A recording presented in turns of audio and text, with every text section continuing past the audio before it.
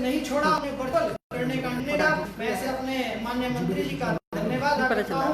और आपने देखा होगा काफी समय से हमारे जो हरिद्वार विधानसभा के पार्षद हैं, तीनों मंडल अध्यक्ष, हमारी भारतीय जनता पार्टी के कार्यकर्ता इस कार्यक्रम को लेकर बड़े ही चिंतित भी थे, क्योंकि हर साल बड़े भव्य रूप से हम इस कार्यक्रम को आयोजित करते थे। लगभग 15 से 20 हजार बहनें एक जगह पर एक स्थान पर एकत्रित होकर माननीय एक बारी बारी से रक्षा सूत्र बांधती थी। आज वो मौका तो नहीं मिला, लेकिन हम सब ने जो एक रक्षा सूत्र का कार्यक्रम वाकई बधाई के पात्र हैं। मैं माननीय विकास तिवारी से पुनः निवेदन करूंगा कि वे अपने 2 शब्द इस वर्चुअल कार्यक्रम के माध्यम से रखें। धन्यवाद भाई कन्हैया जी, जिन्होंने पूरी विस्तार से इस योजना रचना को बताया कि किस प्रकार पिछले कई दिनों से इस वर्चुअल कार्यक्रम की तैयारी में हम सभी लोग लगे हैं और सभी की तैयारी यहाँ दिख भी रही है। हमारी सभी बहनें, हमारी इस विधानसभा की सभी महिला मोर्चे की बहनें लालायित हैं माननीय मंत्री मदन कौशिक जी को सुनने के लिए, उनकी शुभकामनाएं सुनने के लिए। तो निश्चित रूप से इस कार्यक्रम को विधिवत प्रारंभ करते हुए, चूंकि ऐसा मुझे लग रहा है कि हमारे नेता मदन कौशिक जी यहाँ पहुंच चुके हैं, मैं निवेदन करूंगा कि मंच पर आए और अपना स्थान ग्रहण करें। जोरदार तालियां बजा करके हमारे सभी मंडल अध्यक्ष, हमारे सभी कार्यकर्ता जो यहाँ बहुत सुख संख्या में बैठे हैं वो यहाँ पहुंच चुके हैं।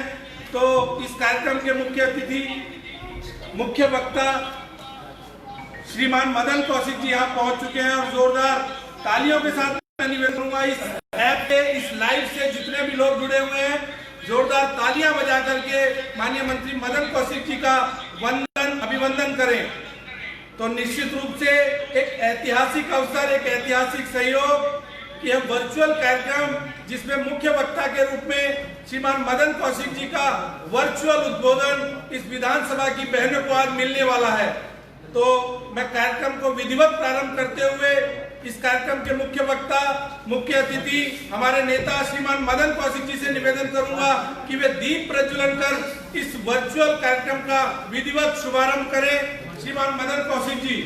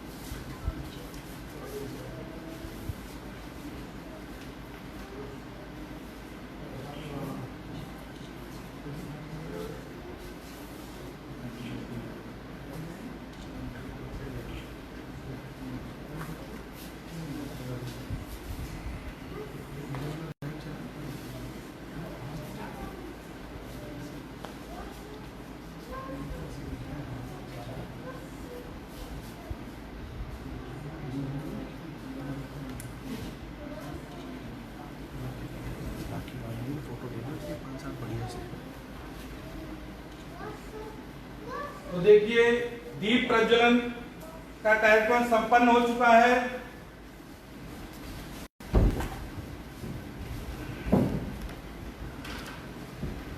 और जैसी कि हमारी एक परंपरा है संगठन की कि हम किसी भी कार्यक्रम में दीप प्रज्वलन के साथ उस कार्यक्रम का विधिवत शुभारंभ करते हैं, और ठीक उसी प्रकार माननीय शहरी विकास मंत्री जी ने दीप प्रज्वलन किया है। तो आज का यह जो कार्यक्रम है, हमें माननीय मंत्री जी का उद्बोधन सुनने को मिले, इससे पहले मैं इस कार्यक्रम के संयोजक भाई कन्हैया केवड़िया जी से निवेदन करता हूं कि वो छोटी सी बच्ची जो एक सिंबॉलिक रूप से की बहनों की ओर से यहाँ आएगी और एक अद्भुत क्षण, ऐतिहासिक क्षण वो बच्ची हमारे बीच है और वो माननीय मंत्री जी को रक्षा सूत्र बांधेगी। तो निश्चित रूप से सभी बहनें जो जुड़ी हैं एक बार वो सभी जोरदार तालियां बजाएं। और ये छोटी सी बच्ची देखिए यहाँ आई है और माननीय मंत्री जी को रक्षा सूत्र बांधेगी।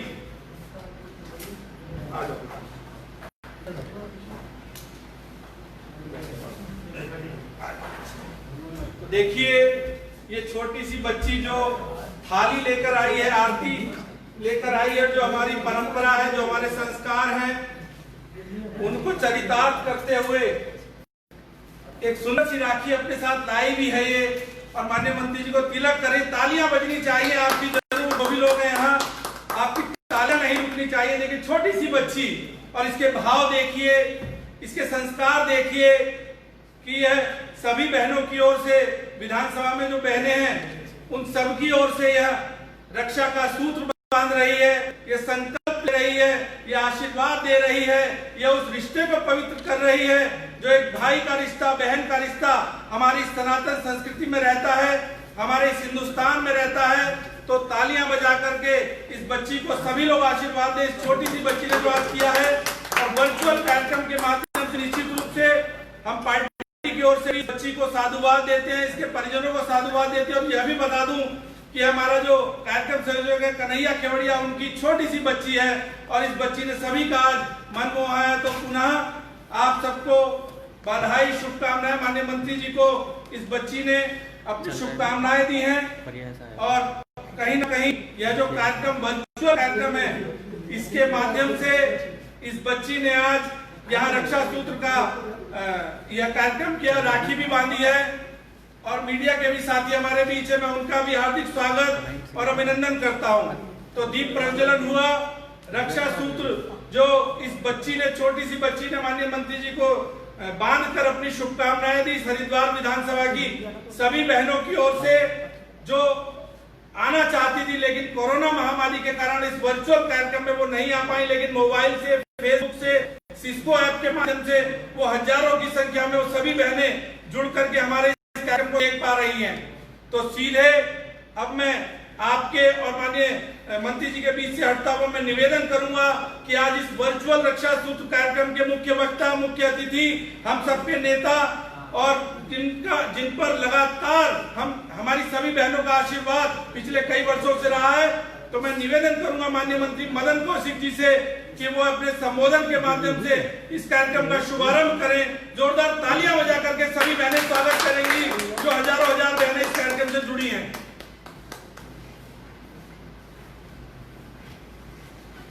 आज के इस जो वर्चुअल रक्षा सूत्र कार्यक्रम आयोजित हो रहा है, इस कार्यक्रम के संयोजक भाई कन्हैया केवड़िया जी, हमारे जिले के जिला महामंत्री भाई विकास तिवारी जी, और जो विशेष रूप से देहरादून से हमारे आईटी सेल के प्रदेश के प्रमुख हैं, ऐसे हमारे बीच में श्रीमान शेखर जी, हमारे यहाँ के मंडल अध्यक्ष भाई राजकुमार जी, हमारे कर्नल के मंडल अध्यक्ष आदरणीय गुप्ता जी, मयंक जी, और आज जो इस वर्चुअल रैली के माध्यम से जितनी हमारी बहनें जुड़ी हुई हैं, जितने हमारे कार्यकर्ता जुड़े हुए हैं, जितने हमारे सभी मित्रगण जुड़े हुए हैं, सबसे पहले आपको इस कार्यक्रम के निमित्त हार्दिक बधाई और शुभकामनाएं देता हूँ। आप सब लोग जानते हैं कि हम प्रत्येक वर्ष रक्षाबंधन का कार्यक्रम बहुत ही बड़े स्तर पर मनाते आए हैं और उस कार्यक्रम के निमित्त हम एक स्थान पर इकट्ठे होकर और वहां इस प्रकार का एक भव्य दिव्य सेलिब्रेशन प्रत्येक वर्ष करते आए हैं। लेकिन इस बार कोरोना महामारी के चलते इस प्रकार के बड़े कार्यक्रम का किया जाना ये संभव नहीं है और इस प्रकार के कार्यक्रम की इजाजत अभी सरकार के द्वारा वो भी नहीं दी जा रही है। अभी तक पूरे देश के अंदर जो बड़े कार्यक्रम है, चाहे वो धार्मिक कार्यक्रम हो, चाहे सामाजिक कार्यक्रम हो और चाहे राजनीतिक कार्यक्रम है, उन कार्यक्रमों को अभी राज्य सरकार या भारत सरकार की ओर से इस प्रकार इजाजत नहीं दी गई। तब सभी हमारे मंडल के तीनों मंडल अध्यक्ष, आदरणीय हमारे महामंत्री जी भाई कन्हैया जी, हमारे मंडल की जो तीनों अध्यक्ष महिला मोर्चे की आज जुड़ी हुई होंगी हमसे, इन 7 लोगों ने बैठकर और इस प्रकार एक डिसाइड किया कि इस बार का जो हमारा कार्यक्रम है वो वर्चुअल कार्यक्रम होगा और सब बहनों से हम वर्चुअल जुड़कर उनको शुभकामनाएं और बधाई देंगे। आप सब लोग जानते हैं कि ये रक्षाबंधन का पर्व हमारे जीवन में एक विशेष पर्व होता है। ये एक ऐसा पर्व होता है जिस पर्व को आदि काल से लगाकर और इतिहास काल तक और वर्तमान तक सभी लोग विभिन्न भारतीय संस्कृति के अनुरूप मनाते आए हैं। यह कार्यक्रम पूरे भारतीय संस्कृति में विभिन्न रूपों में विभिन्न स्थानों पर मनाया जाता है। जब हम प्राचीन काल की बात करते हैं तो इस कार्यक्रम को देवताओं ने जब युद्ध करने गए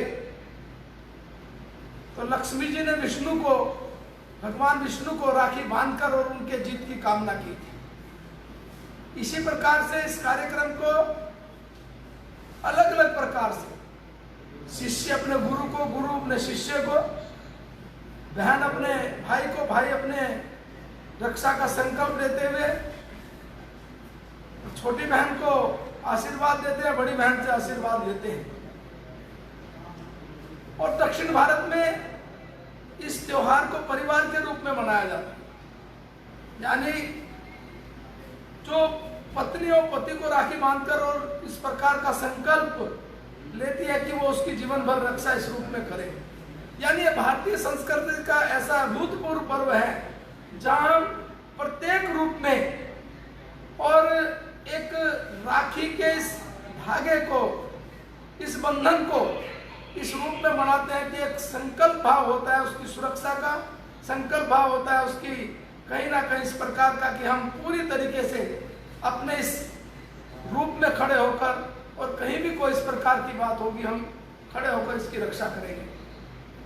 कहीं हमारे ऐसे प्रकरण भी आपके सामने आए जिन प्रकरणों को एक माध्यम बनाकर देखा जाता है कि इस आन के लिए अनेक ऐसे प्रसंग आए जब भाइयों ने अपना सब कुछ और अपनी बहन के लिए, अपने परिवार के लिए, अपने समाज के लिए, अपनी संस्कृति के लिए और सर्वत्र न्यौछावर करते हुए लेकिन उस संस्कृति को, उस समाज को, उस बहन को, उस नारी जाति को, उसके सम्मान को इसी प्रकार से उन्होंने रखा है। आप सब लोग जानते हैं कि इस वर्ष का यह पर्व हम इस रूप में नहीं मना रहे। इसका सबसे बड़ा कारण है कि पूरी दुनिया में कोविड-19 के कारण और एक ऐसे वातावरण का निर्माण हुआ है। आज इस अवसर पर मैं देश के प्रधानमंत्री नरेंद्र मोदी जी को जरूर बधाई देना चाहूंगा, जिन्होंने कोविड-19 से निपटने के लिए, जिन्होंने कोविड-19 को पूरी दुनिया में जब उसका प्रकोप पूरी ताकत के साथ फैल रहा था, भारत में उन्होंने इस प्रकोप को रोकने के लिए और मार्च में लॉकडाउन किया। और उस लॉकडाउन का परिणाम हुआ कि जो इसकी ताकत थी, जिस ताकत के साथ ये लगातार आ रहा था, वो ताकत शायद कम हुई और इसी का परिणाम है कि भारत में जो हमारा मोर्टेलिटी रेट है वो दुनिया में सबसे कम है। ठीक होने का रेशो बहुत अच्छा है। लेकिन आज भी देश के प्रधानमंत्री ने कहा भी कोरोना खत्म नहीं हुआ है और इस कोरोना को हम लोग किसी भी रूप में इस पर विजय प्राप्त करनी है। और अगर विजय प्राप्त करनी है तो इसके लिए हमें जो प्रधानमंत्री जी ने आह्वान किया है, हमें सोशल डिस्टेंसिंग रखनी है, हमें जब हम घर से बाहर निकले मास्क का उपयोग करना है, हमें लगातार हाथ धोते रहना है, हमें कोई यदि कार्य नहीं है तो बिना मतलब हमें इस प्रकार से घूमना नहीं है। किसी भी प्रकार के आयोजन से जहाँ भीड़ इत्यादि होती है वहाँ यदि इनका अनुपालन नहीं होता है तब उससे बचना भी है। आप सब लोग जानते हैं कि आज वर्तमान समय में हमारे राज्य में भी हमने कोरोना से निपटने के लिए विशेष प्रयत्न और प्रयास किए हैं, लेकिन बीच में एक ऐसी परिस्थिति बनी जब पूरे देश के हमारे भाई बहन उत्तराखंड राज्य में आए, जिनको सरकार ने प्रयत्न पूर्वक लाने के लिए सारी व्यवस्थाएं की, ट्रेन चलाई, बसें चलाई, या अनेक प्रकार के अन्य जो स्वयं के आने का माध्यम था, उससे हम लोगों ने आने की अनुमति सरकार की ओर से प्रदान हुई। उसके कारण कोरोना का प्रभाव थोड़ा बढ़ा है, और कोरोना का प्रभाव बढ़ने के बीच में ही हम लोगों ने जो व्यवस्था होनी चाहिए थी, उस व्यवस्था को बहुत ही ठीक प्रकार से किया है। और आज राज्य में अगर आप देखेंगे तो पूरे भारतवर्ष का जो मोर्टेलिटी रेट है हमारा, उससे बहुत कम है। आज आप देखेंगे राज्य के अंदर कोरोना को कंट्रोल करने के लिए पूरी प्रकार से, पूरी ताकत के साथ त्रिवेंद्र रावत जी के नेतृत्व में हम काम कर रहे हैं। भाइयों बहनों, आज रक्षाबंधन के इस पर्व पर मैं निश्चित रूप से कुछ बातें जरूर आपके सामने करना चाहूँगा। आप सब लोग जानते हैं कि हम हरिद्वार में यह पर्व प्रत्येक वर्ष बड़े हर्ष और उल्लास के साथ मनाते आए, और इस पर्व के साथ हम संकल्प लेते हैं जहाँ अपनी बहनों के साथ मिलकर काम करने की, जहाँ अपनी बहनों के रक्षा करने की, वहीं हम सब लोग मिलकर संकल्प लेते हैं कि हम अपने इस शहर को किस प्रकार से निरंतर आगे बढ़ाने का काम करें। भाइयों बहनों, आप सब लोग जानते हैं कि देश की आजादी के इतने वर्षों में हम 10 साल सत्ता में रहे। इस आजादी के बाद 60 वर्षों तक कांग्रेस सत्ता में रही, और यदि इस 10 साल के काम की हम कभी चर्चा करते हैं तो कांग्रेस के जो 60-65 साल का काम है, शायद मुझे नहीं लगता कांग्रेस के मित्र जब हम कोई कार्यक्रम करते हैं, जब हम कोई इस प्रकार का आयोजन करते हैं तो बहुत परेशान से रहते हैं। खैर, उनकी परेशानी स्वाभाविक तौर पर होनी है, होगी भी, लेकिन शायद मुझे कहते हुए प्रसन्नता हो रही है कि इस 10 साल के सरकार के कार्यकाल में हमने हरिद्वार को अनेक ऊंचाइयां प्रदान की है। आज आप देखेंगे, आज से पहले का हरिद्वार और वर्तमान के हरिद्वार में कितना अंतर है। आज आप चौराहे देखेंगे, चौराहों पर वो रेड लाइट देखेंगे। आज आप देखेंगे जिस पानी के लिए लगातार संघर्ष होता था, जिस पानी को लेकर कार्यकर्ता और विपक्ष में यदि वो रहे तो उनके कार्यकर्ता सड़क पर उतरकर आंदोलन करते थे, लेकिन आज इस समय कोई आंदोलन इसलिए नहीं होता कि 4 दिन से पानी नहीं आया। आज बिजली की स्थिति आपके सामने है। आज पूरे शहर के अंदर जब हम लोग इस 10 साल का हम तुलनात्मक अध्ययन करते हैं तो केवल 7% सीवरेज हमें मिली थी, जो आज बढ़कर 95% से ज्यादा हो गई। आज आप देखते हैं कि हमारे पास इस समय 115 से 120 MLD पानी है। पानी हमको पानी आज हमने करने जा रहे हैं। जोनिंग व्यवस्था में हरिद्वार को जितने पानी की आवश्यकता होगी उसको वही पानी को रोककर दूसरे क्षेत्र में भेजा जाएगा। आप सब लोग जानते हैं कि स्तर के तरफ बढ़ता हुआ शहर नजर आ रहा है। ये हाईवे का निर्माण जिस तेजी के साथ चल रहा है, निश्चित रूप से आने वाले 3-4 महीने में इसका काम पूरा होने की संभावना है। आप लोग जानते हैं कि हरिद्वार में जब 36 से ज्यादा मेले इस प्रकार के लगते हैं कि जहां लाखों लोग आते हैं, वहीं ये बताते हुए मुझे बड़ी प्रसन्नता भी हो रही है कि अब बहादुराबाद से एक बाईपास मार्ग हम लोग चंडीघाट पुल की तरफ से आगे से होते हुए और उसको सीधा हम रायवाला से पहले जोड़ने वाले हैं। ये भी बहुत बड़ी योजना है जिसकी स्वीकृति भारत सरकार से मिल गई। इससे अलग हम लोग कभी कल्पना नहीं करते थे कि क्या मेट्रो भी हमारे राज्य में आ पाएगी, लेकिन हम सौभाग्यशाली है कि सबसे पहले मेट्रो का जो काम है वो हमारे हरिद्वार से शुरू होने जा रहा है। हम संस्कृत यूनिवर्सिटी से शुरू करके और ऋषिकेश तक ये पहले चरण की मेट्रो बनाने का काम अब शुरू कर रहे हैं। DPR दिल्ली रेलवे ने बना कर दी है, अब उसके हम टेंडर प्रक्रिया पर पहुंच रहे हैं। शहर के अंदर हम पहले मेट्रो की बात की थी, लेकिन जब इसका DPR इत्यादि बनकर आया तो बहुत ज्यादा ऐसी संभावना थी कि उसमें शहर के अंदर को जाने में काफ़ी दिक्कतें महसूस हो रही थी। इसलिए हमने शहर में मेट्रो ना करके हम पीआरटी का निर्माण करने जा रहे हैं। पीआरटी में सर्वप्रथम हम हरिद्वार दर्शन करके 18.5 किलोमीटर का बनाएंगे। कोई बाहर से आने वाले हमारे यात्री यदि कहीं एक दार्शनिक स्थल से दूसरे पर जाना चाहते हो तो केवल बटन दबाएंगे और वो उस स्थान पर पहुंच जाएंगे। सेकंड फेज में हम इसे सारे स्कूलों से जोड़ेंगे, चाहे वो डीपीएस हो, चाहे वो हमारा अन्य जो बड़े स्कूल हैं, डीएवी हैं, सेंट मैरी हैं, जो जितने भी सेंट्रल स्कूल हैं, सबसे उस योजना को जोड़ेंगे। यानी हमारा बच्चा घर से उसके माध्यम से सीधा स्कूल में जाएगा, स्कूल से सीधा घर आएगा। ये बड़ी योजना भी हम लोग शुरू कर रहे हैं। आज जब हम अंडरग्राउंड बिजली की बात करते हैं, अंडरग्राउंड गैस की बात करते हैं, मुझे प्रसन्नता है कि सबसे पहले इसकी शुरुआत हमने अंबेडकर नगर से, अपने अनुसूचित जो वार्ड है उससे हमने शुरू की थी। और उसके बाद लगातार विभिन्न क्षेत्रों में हम लोग उसका न केवल उद्घाटन कर रहे हैं, अभी तो वहाँ इसकी आपूर्ति भी निर्बाध रूप से जारी हो गई। आज हम देखते हैं कि चाहे गैस हो, चाहे पानी की लाइन हो, सीवरेज हो, और चाहे हमारा अंडरग्राउंड बिजली का काम हो, ये सारे काम बहुत तेजी के साथ चल रहे हैं। हम ये भी जानते हैं कि कुंभ की दृष्टि से ये काम हम लोगों को बहुत जल्दी पूरे करने थे, लेकिन मार्च में लॉकडाउन होने के कारण हमारा पूरा महीना अप्रैल का, मई का और मार्च का लगभग 10 दिन गए। तो इस प्रकार से करीब 60 से 70 दिन हम इस काम में ढिले हुए हैं।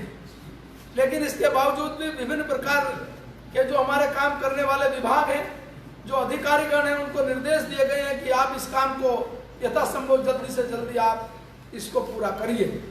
और मुझे विश्वास है कि आने वाले समय में कुंभ के दृष्टिगत इसमें से अधिकतम काम पूरे होने की संभावना रहेगी। हम सब लोग जानते हैं कि अभी अखाड़ों के प्रतिनिधियों से माननीय मुख्यमंत्री जी की बातचीत हुई, वार्ता हुई, और उस बातचीत में हमने डिसाइड किया कि हमारा जो कुंभ होगा वो कुंभ भव्य होगा, दिव्य होगा। और चूंकि कुंभ का कैसा स्वरूप होगा, ये हमारे अखाड़े और हमारे जो धार्मिक संस्थान हैं वो सब मिल बैठकर तय करते हैं। सरकार उस व्यवस्था को पूर्ण करती है। अभी पिछले दिनों जब हम लोग बैठे थे और हमने तय किया था कि कुंभ की दृष्टि से हम लोग इस बार जो बड़े काम कर रहे हैं उसमें हमने 4 पुलों का निर्माण शुरू किया है। आप लोग यदि कभी गए होंगे, धनौरी के पास का पुल काफी पुराना और जर्जर हो गया था, उसका निर्माण भी हम कर रहे हैं। जो हमारा इंडस्ट्रियल एरिया, वहां से हजारों ट्रक निकलते थे, परेशानी होती थी, इसलिए वहां एक बड़े हाईवे का निर्माण भी हमारा बहुत तेजी के साथ चल रहा है, जो धनौरी से जुड़ता हुआ और भगवानपुर हाईवे के साथ उसको हम जोड़ रहे हैं। तो इस प्रकार से भाइयों बहनों मित्रों, जो एक श्रृंखला होनी चाहिए विकास की दृष्टि से वो हम कर रहे हैं। और इस श्रृंखला का सबसे बड़ा परिणाम कि आज जो हमारा हरिद्वार है वो हरिद्वार एक डेवलप शहर की तरफ निरंतर बढ़ रहा है। हम जानते हैं कि इस प्रकार के बढ़ते हुए शहर में कहीं ना कहीं स्वाभाविक तौर पर एक विपक्ष के तौर पर लोगों को दिक्कत और परेशानी होनी स्वाभाविक है। खैर, आपकी दिक्कत अपनी जगह है, लेकिन मैं अपने सब कार्यकर्ताओं से, अपने सब मित्रों से, अपनी सब जो हमारी वार्ड की हमारी बहनें हैं, अध्यक्ष हैं, उन सबसे निवेदन जरूर करना चाहूँगा कि हमारे क्षेत्र में जो काम चल रहे हैं वो काम ठीक प्रकार से पूरे हों। उन कामों में यदि कहीं किसी प्रकार का कोई जल्दी होने में कुछ और अच्छे सुझाव हों, वो सुझाव भी इस रूप में उनके माध्यम से हमें प्राप्त होते हैं। अभी मैं आपको एक बात और कहना चाहता हूँ, हरिद्वार के लिए जो हमने बड़ा काम किया है, जो हरिद्वार के लिए एक शायद मैं समझता हूँ कि आज तक कभी नहीं हुआ। यहाँ का जो नगर निगम है, पिछले 10 साल कांग्रेस की सरकार रहते हुए उसका बजट सालाना 7 करोड़ रुपए थी। हमने सत्ता में आते हुए उसको 40 करोड़ रुपए किया। यही नहीं, कल हमने 10 करोड़ रुपए एक्स्ट्रा जो हमारे वहाँ के कर्मचारी हैं, जो हमारे वहाँ के स्वच्छता कर्मी हैं, उनका जो पिछला रुका हुआ वेतन है, यानी 2016 से पहला एक पैसा किसी का ना रहे, संपूर्ण रूप से उनका पैसा चला जाए। अब मैं जरूर निश्चित रूप से कह पाऊंगा कि अब ये काम एक बहुत बड़ा मील का पत्थर साबित हुआ है। इससे अलग सभी बहनों से एक और जरूर मैं बताते हुए प्रसन्नता व्यक्त करूंगा कि हरिद्वार में हम 52 शक्तिपीठ के निर्माण की तरफ भी बढ़ रहे हैं। जो हमारे भगवान शिव की कथा में आपने सुना होगा कि भगवान शिव माता सती को जब लेकर और पूरे भ्रमण पर निकले, वो कथा पूरी है, और उसमें जहां जहां माता सती के अंग गिरे वहीं वो शक्तिपीठ बनी। उन 52 शक्तिपीठों का एक भव्य दिव्य स्वरूप हरिद्वार में हो, इसके लिए हमारे मुख्यमंत्री श्री त्रिवेंद्र सिंह रावत जी ने पिछले दिनों एक डेस्टिनेशन इस प्रकार की घोषणा की थी, और उसमें से एक डेस्टिनेशन हमारे हरिद्वार में 52 शक्तिपीठ इस प्रकार से हम लोगों ने आगे बढ़ाने को उसमें व्यवस्था दी है। आपको मैं बताना चाहता हूं, दक्ष मंदिर के दूसरी तरफ जो हमारा बहुत बड़ा क्षेत्र पड़ा है, उस जमीन को हमने चिन्हीकरण किया है। वन विभाग से उसकी प्रक्रिया शुरू हो गई है, उसका नामांतरण की, और जितनी जल्दी ये पूरी होगी उससे पहले अधिकारियों को निर्देशित दिया गया था, और अधिकारियों के माध्यम से एक बैठक हुई है। हम लोगों ने जो व्यवस्था बनाई है, उस व्यवस्था में जहां माता का मंदिर जिस स्वरूप में, उस स्वरूप में वो मंदिर यहाँ पर बने। जिस नदी के किनारे पर है, उस नदी का जल यहाँ पर हम लाकर उसकी शुरुआत करें, यानी वो इतना भव्य और दिव्य होगा कि जब वो बनकर तैयार होगा, हरिद्वार के लिए बहुत बड़ा एसेट बनेगा। ये बहुत बड़ा काम हम लोग इस रूप में करने जा रहे हैं। हरिद्वार में आपने देखा होगा, मनसा देवी से और चंडी देवी का रोपवे जोड़ता है, लेकिन ऐसा कोई रोपवे मन में कल्पना थी क्या हम हरिद्वार से किसी रोपवे को हरकी-पैड़ी के आसपास से क्या चंडी देवी को जोड़ सकते हैं या मनसा देवी को जोड़ सकते हैं? फर्स्ट पेज में हमने उस रोपवे की स्वीकृति प्रदान की है। हम हरकी पौड़ी के पास से हम उस रोपवे को और पूरी तरीके से हम चंडी देवी से फर्स्ट पेज में जोड़ेंगे। सेकंड पेज के लिए फिर मनसा देवी से कैसे जोड़ा जा सकता है, इस पर हम काम कर रहे हैं। जो मैंने हाईवे के निर्माण की बात की, इसका सेकंड पार्ट हम तब शुरू करेंगे, वो हम लोग हरिद्वार से लेकर और जो हमारी पर्वत, जो हमारी शिवालिक की पहाड़ी है, इस पहाड़ी को क्रॉस करते हुए और वो इधर दूसरी तरफ मिलते हुए भादराबाद हाईवे पे मिलाएंगे। ये हमारा सेकंड फेज। मुझे बड़ी प्रसन्नता होती है, जब हरिद्वार का नाम आता था तो सभी लोग कहते थे मेडिकल फैसिलिटीज में हरिद्वार सबसे पिछड़ा हुआ है, लेकिन आप देखेंगे इस 3 साल में हरिद्वार के अंदर चाहे वो वेंटिलेटर हो, चाहे वो आईसीयू हो, और चाहे वो अन्य प्रकार के ऑपरेशन इत्यादि की व्यवस्था के लिए हो, चाहे वो डॉक्टरों की व्यवस्था हो, वो हमने पर्याप्त मात्रा में अपने गवर्नमेंट हॉस्पिटल में किया है।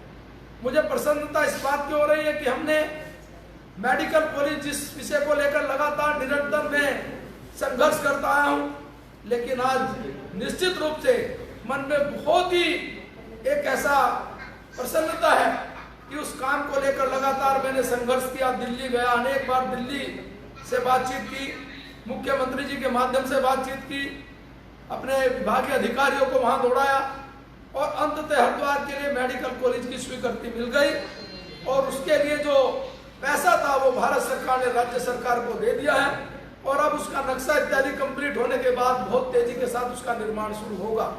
प्रथम फेज में इसमें 100 सीटें MBBS की होंगी, 500 बेड का हॉस्पिटल होगा, और ये हरिद्वार के इतिहास में एक मेडिकल के क्षेत्र में मील का पत्थर साबित होगा। आप सब लोग जानते हैं कि हमारा जो महिला हॉस्पिटल है, वो कांग्रेस के 70 साल की सरकार में केवल 30 बेड का हॉस्पिटल, आज हमने उसको 130 बेड का किया है। 2 मंजिल एक्स्ट्रा उस पर और बढ़ा रहे हैं, यानी कुल मिलाकर उसको हम देखेंगे तो वो 130 बेड से भी ज्यादा और इस प्रकार हो जाएगा, और उसका काम भी अब लगभग शुरू होने की स्थिति में आ गया है। भूपतवाला में हॉस्पिटल की मांग को लेकर हमारे लोग प्रयास करते थे, तो वो प्रयास भी आज हमारा सफल हुआ। हमने जमीन के आवंटन का काम पूरा कर लिया है, और अब वो भी हॉस्पिटल बनेगा। इस प्रकार से जब हम कई बार जाते थे और डायलिसिस के लिए इधर उधर भटकते थे, आज उस डायलिसिस की व्यवस्था हमारे हॉस्पिटल में, गवर्नमेंट हॉस्पिटल में आ गई है। आज कोरोना का टेस्ट से लेकर और जो सेपरेशन यूनिट तक लगाकर ये सारे टेस्ट आज हमारे यहाँ लगातार निरंतर होने शुरू हो गए हैं। इसलिए मैं सभी भाइयों बहनों से, जहां आज रक्षाबंधन के इस पर्व की हार्दिक बधाई और शुभकामनाएं देता हूं, वही निश्चित रूप से ये भी कहता हूं कि ये रक्षाबंधन का पर्व हम सबके लिए इस प्रकार से एक नया संकल्प लेकर आए, इस प्रकार से एक नया भाव लेकर आए, हम लोग मिलकर और इस प्रकार से एक पूरा एक मन में एक संकल्प और भाव लेकर कि आने वाले समय में हम लोग किस प्रकार से सारे काम को मिलाकर अपने हरिद्वार को एक ऐसे हरिद्वार के रूप में जो हम देख रहे हैं, तो बड़ा मन में भाव और प्रसन्नता इस रूप में होनी चाहिए।